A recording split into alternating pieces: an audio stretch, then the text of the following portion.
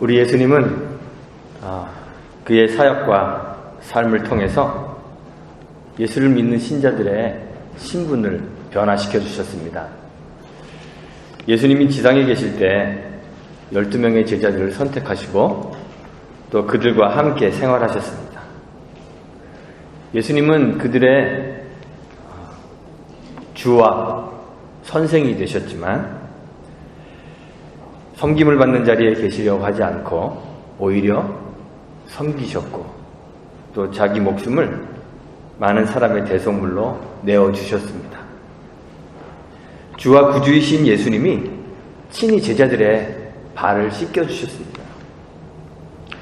사람과 사람 사이의 관계로만 볼 때에도 우리 예수님은 제자들의 스승으로 존경과 경외의 대상이 되는데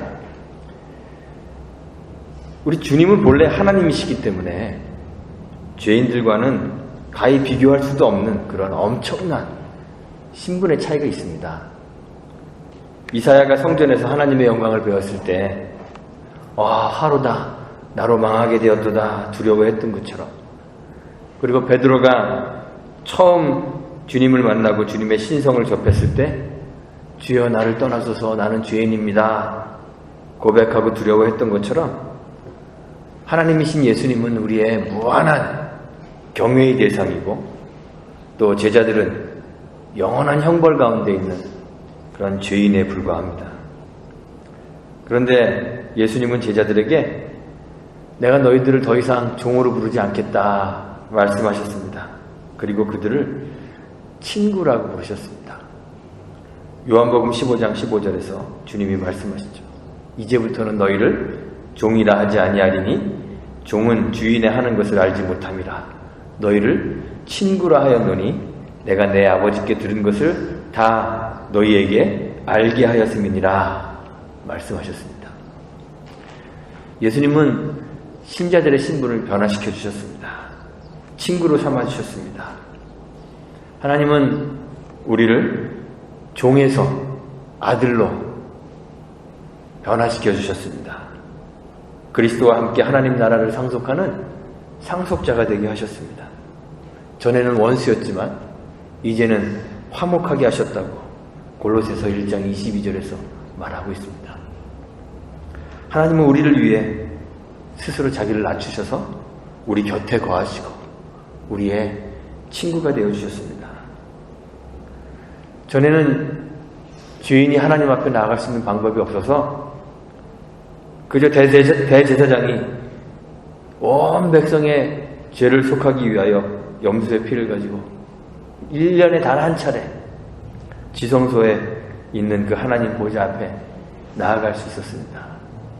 그런데 이제 하나님이 우리와 화목하시고 우리의 아버지가 되어주셔서 이제는 누구나 그리스도의 피를 힘입어 은혜의 보좌 앞으로 담대히 나아갈 수 있게 되었다고 성경이 그렇게 기록하고 있습니다. 그런데 그리스도께서 우리의 친구가 되어주셨다고 해서 또는 하나님이 우리의 아버지가 되어주셨다고 해서 하나님이 가지고 계신 그 본래의 거룩하심과 존귀하심과 그 위엄을 잃어버리는 것은 아닙니다. 하나님께서는 그분이 세상과 어떤 관계를 맺고 계신지 그것과 상관없이 하나님 그분이 가지고 계시는 고유의 거룩함이 있습니다. 하나님은 그 존재 자체가 거룩하신 분이십니다. 하나님은 거룩 그 자체이십니다. 거룩이라는 것은 사람들에게는 보통은 신앙심이 좋다거나 아니면 영성이 좋다 이런 정도로 이해할 수 있지만 본래 이 거룩이라는 것은 하나님의 초월성에 관한 것입니다. 세상과 구별되는 존재이신 그 하나님의 성품이 거룩입니다. 하나님이 스스로 낮추어서 우리의 친구가 되셨다고 하더라도 그분은 그분의 그 존재 자체가 우리와 구별되는 분이시기 때문에 거룩하시고 존귀하신 경외의 대상입니다. 그런데 이런 말 있죠. 오냐 키우면 할아버지 수염도 죄 뽑는다는 그런 속담이 있습니다. 주께서 우리를 친구로 대하시고 우리의 신분을 변화시켜 주시자 사람들은 하나님에 대한 경외감을 잃어버리기 시작합니다. 하나님 백성이 되었다거나 구원받았다거나 우리의 신분이 종에서 아들로 바뀌었다는 사실이 경외의 대상으로서의 그 하나님의 존엄을 조금도 약화시키지 못합니다. 우리의 신분이 무엇이든 하나님은 온 우주의 한 분이신 하나님이십니다. 여전히 우리는 하나님 앞에 설 때 그의 초월적인 거룩하심 앞에 서게 되는 것입니다. 하나님 앞에 서는 자는 그래서 그의 거룩하심과 같이 우리도 거룩하지 않으면 안 되는 것입니다. 거룩하신 하나님의 그 불꽃 같은 눈앞에 살고 있기 때문에 그 사실을 기억하며 늘 우리의 마음을 새롭게 하고 정결함을 유지하지 않으면 안 되는 것입니다. 우리에게 있는 대제사장이신 그리스도께서 우리를 하나님의 존전인 은혜의 보좌 앞에 담대히 나아갈 수 있도록 하셨다는 이 사실은 그냥 아무나 다 하나님 앞에 나아갈 수 있다는 말은 아닙니다. 하나님 앞에 나아가기에는 조건이 있습니다. 하나님 앞에 나아가는 조건이 있습니다. 조건은 그리스도를 통해서 나아간다는 것입니다. 그리스도를 통하지 않고서는 아무도 하나님 앞에 나아갈 수가 없습니다.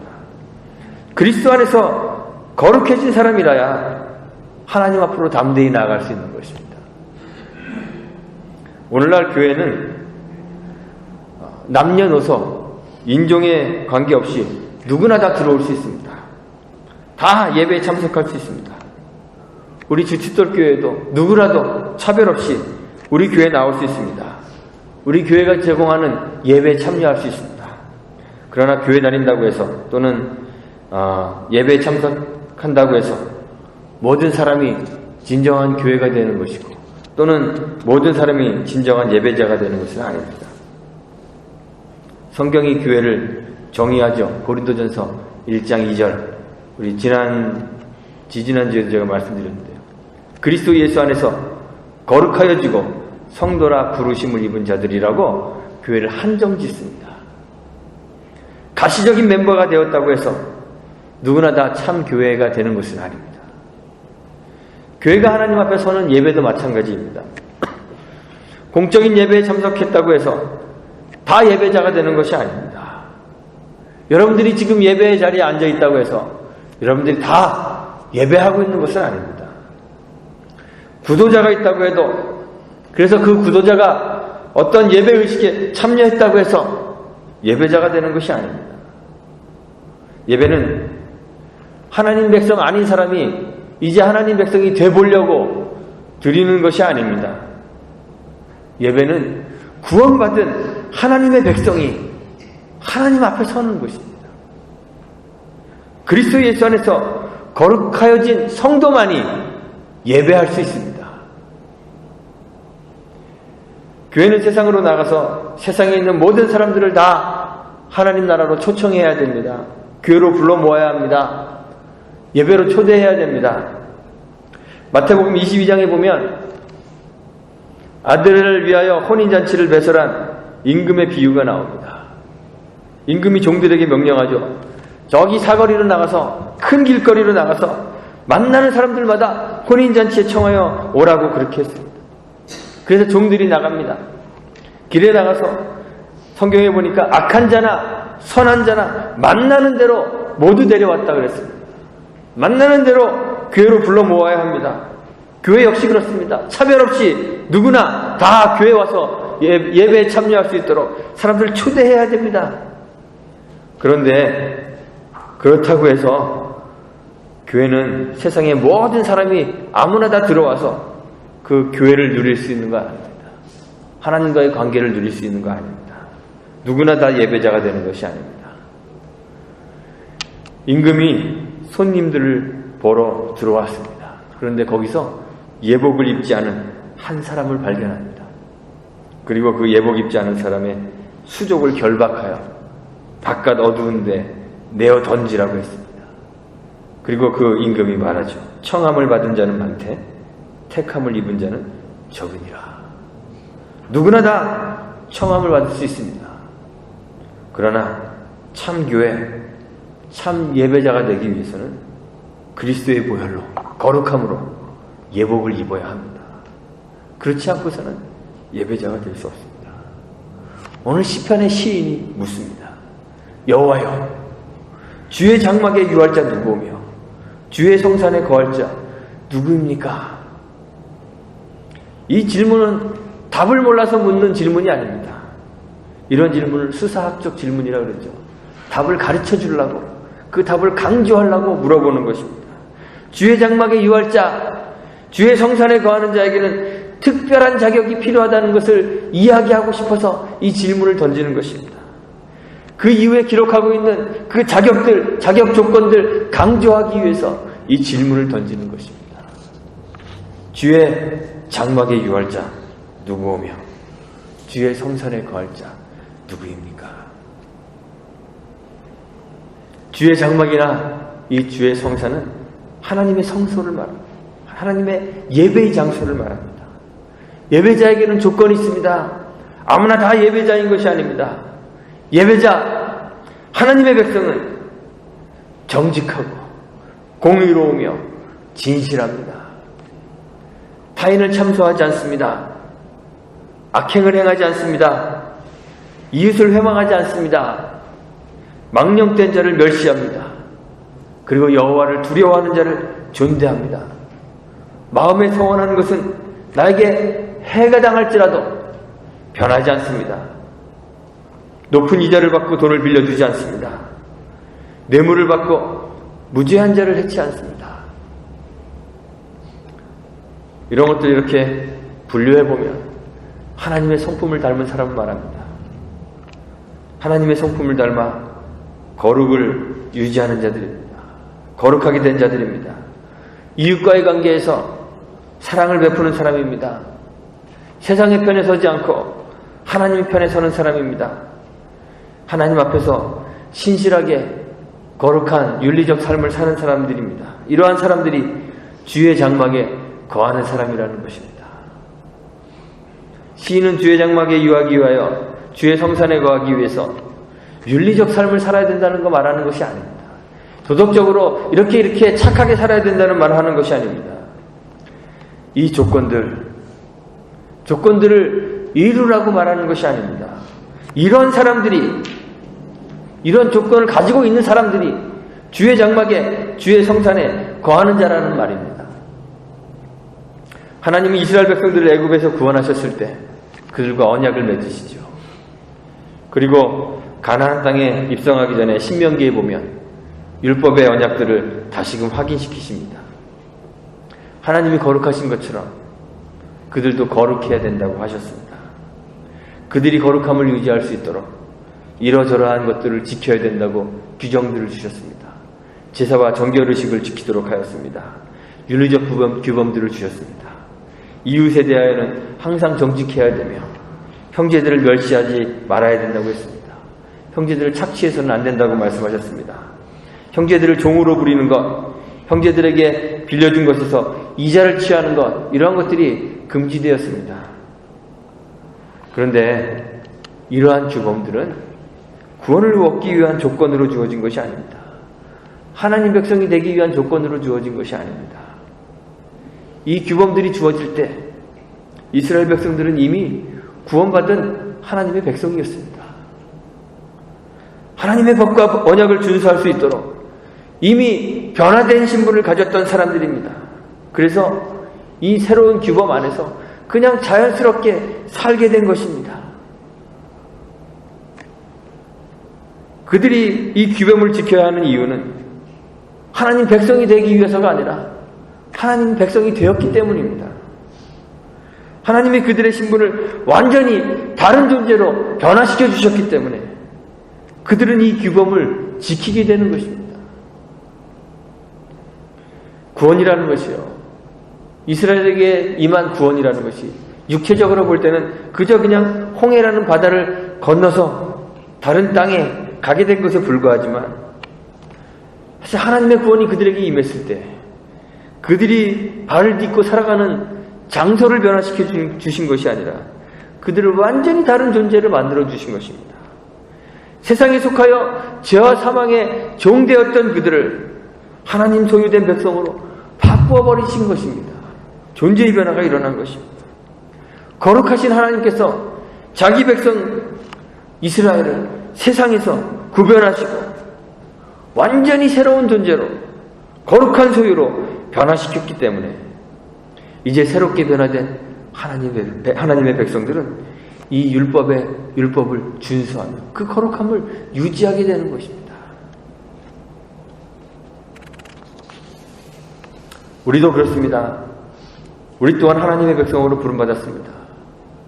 하나님의 부르심을 통해 여러분들이 교회가 되고 예배자가 되었습니다. 예배하는 것은 구원받기 위해서 하는 것이 아닙니다. 구원받으려고 예수 믿는 건 아닙니다.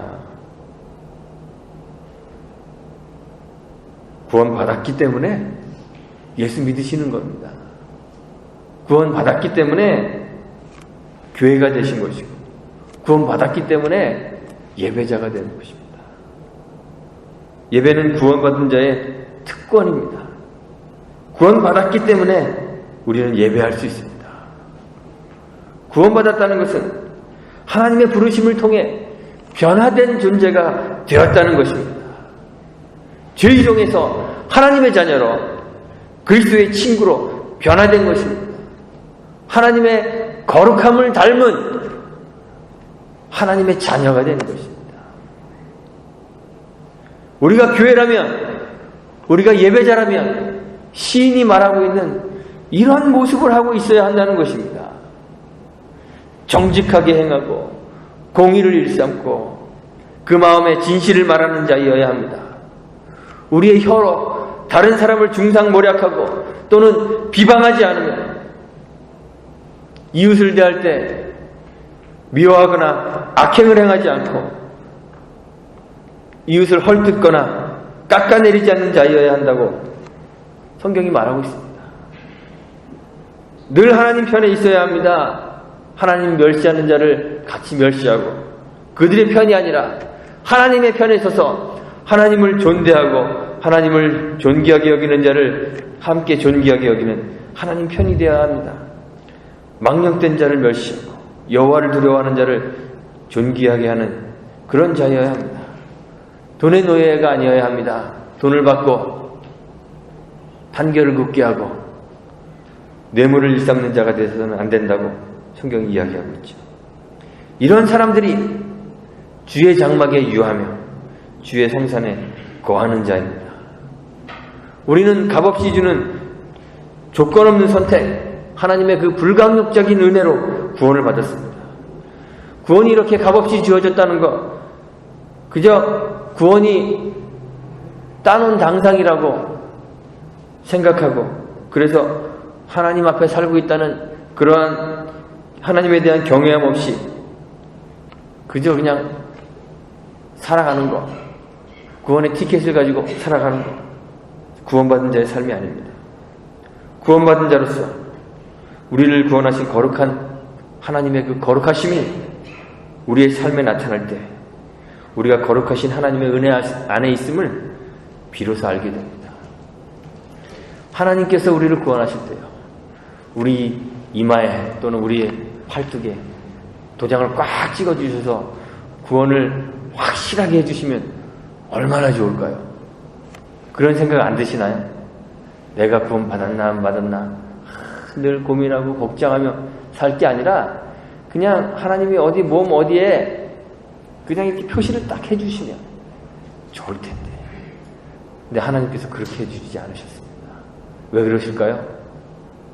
우리가 항상 우리의 구원을 점검하며 돌아보며 살라고 그렇게 하십니다. 우리가 갖고 있는 구원의 확신이 우리를 구원해 주는 거 아닙니다. 구원파에서 그러죠. 한 번 구원받으면 구원에서 떨어지지 않는다고. 맞습니다. 한 번 받으면 구원받으면 구원에서 떨어지지 않습니다. 그러나 누가 구원받았는지 잘 알 수가 없게 만들어 주셨습니다. 우리는 늘 우리 자신을 돌아보며 우리가 구원받았는가? 구원받은 존재인가? 예배자인가? 참 교회인가 우리를 돌아보며 살아야만 합니다. 거룩해지기 위해 거룩한 삶을 사는 것이 아니라 거룩한 자가 되었으므로 거룩한 삶을 사는 것입니다. 거룩한 하나님의 백성으로 택하여지고 부름받았기 때문에 하나님이 우리를 거룩히 하셨습니다. 주님께서 제자들에게 요한복음 15장 3절에서 말씀하시죠. 너희는 내가 일러준 말로 이미 깨끗하였다 그랬습니다. 주의 제자들은 깨끗해져야 되는 사람이 아니라 이미 깨끗해진 사람입니다. 깨끗함이 보여지지 않으면 우리는 제자가 아닐지도 모른다는 말입니다. 시인이 묻습니다. 주의 장막에 유할 자 누구며 주의 성산에 거할 자 누구입니까? 이 시는 다윗의 시라고 기록되어 있는데요. 이 시가 성전에 예배하러 갈 때 문답 형식으로 이렇게 낭송되어졌을 것으로 그렇게 여겨집니다. 성소에 들어가기 전에 제사장에게 그 성소에 들어가는 자격을 묻는 거예요. 누가 주의 성소에 주의 장막에 유하고 누가 주의 성산에 거하겠습니까? 그러면 대답하죠. 이러한 사람이 주의 장막에 거하는 사람입니다. 거룩하신 여호와 앞에 사는 자가 여호와 앞에 나갈 때 자기를 성찰하며 거룩한 하나님의 백성으로 부름받은 자신을 확인하는 것입니다. 아, 내가 이런 존재이구나. 내가 이런 존재이구나. 성소에 들어갈 자격이 구약 성경에 보면요. 성소에 들어갈 조건들이 나오잖아요. 옷을 빨고 하나님 만날 때 부정한 것을 며칠 동안 가까이 하지 않아야 되고 또 하나님 만나러 갈 때는 예물을 어떻게 준비해야 되고 이런 외적인 조건들이 있는데 시인은 이러한 외적이고 형식적인 조건을 이야기하지 않습니다. 주의 장막에 유할 자, 주의 성산에 거할 자는 이런 외적인 조건이나 형식적인 조건이 아니라 하나님의 성품을 담는 것입니다. 이웃을 사랑하는 것입니다. 하나님에 대하여 신실한 것입니다. 윤리적인 삶을 사는 것 같이 우리 삶 전반에 관계된 것입니다. 우리 삶 전체가 하나님 앞에서 변해져 있지 않으면 우리의 자신을 돌아보라는 겁니다. 내가 예배자인가? 내가 교회인가? 우리도 하나님의 교회 예배자로 부름받았는데 과연 우리가 참 교회인지 참 예배자인지 묻고 대답하며 우리 스스로를 성찰해야 됩니다. 거룩한 하나님의 백성으로 부름받은 우리 자신을 확인하셔야 됩니다. 교회에 나와 앉아있다고 예배에 참석했다고 다 예배자가 아닙니다. 우리의 삶에서 하나님 닮은 모습, 하나님의 거룩함과 그의 정직과 그의 진실함이 우리에게 나타나야 합니다. 이웃을 비방하고 헐뜯고 깎아내리지 않는 사랑이, 그런 사랑이 나타나야 합니다. 하나님 편에 서 있어야 하고 그래서 바르고 신실한 윤리적 삶을 살고 있어야 합니다. 그런 삶을 통해서 우리가 거룩한 하나님 백성 되어 있음을 보여주어야 합니다. 예배는 우리가 해야 할 가장 큰 특권 가운데 하나이고 성도들의 가장 큰 의무이고 우리가 존재하는 가장 큰 이유입니다. 하나님이 우리를 창조하시고 구원하신 것은 우리로 참 예배자 되게 하기 위함입니다. 예배자이기 때문에 우리는 항상 주의 존전에 주의 장막에 거하는 자입니다. 신자는 늘 하나님 앞에서 삽니다.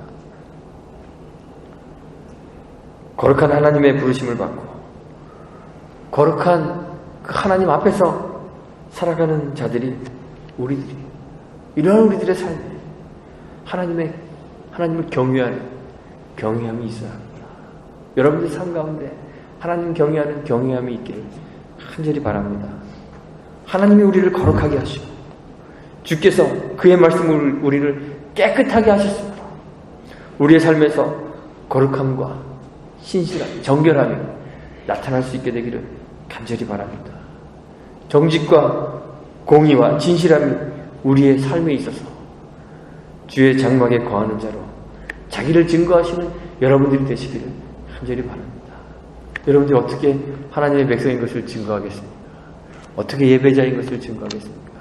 나 일주일에 한 번씩 교회 나가, 나 헌금해, 나 어느 교회 등록교인이야, 이런 것으로는 우리가 주의 장막에 거하는 자라는 사실을 증거할 수 없습니다. 오직 하나님의 성품을 닮아가는 것, 그의 거룩함, 정직과 공의와 진실함이 우리 삶에 있을 때 우리가 주의 장막에 거하는 자라는 사실을 증거할 수 있게 될 것입니다.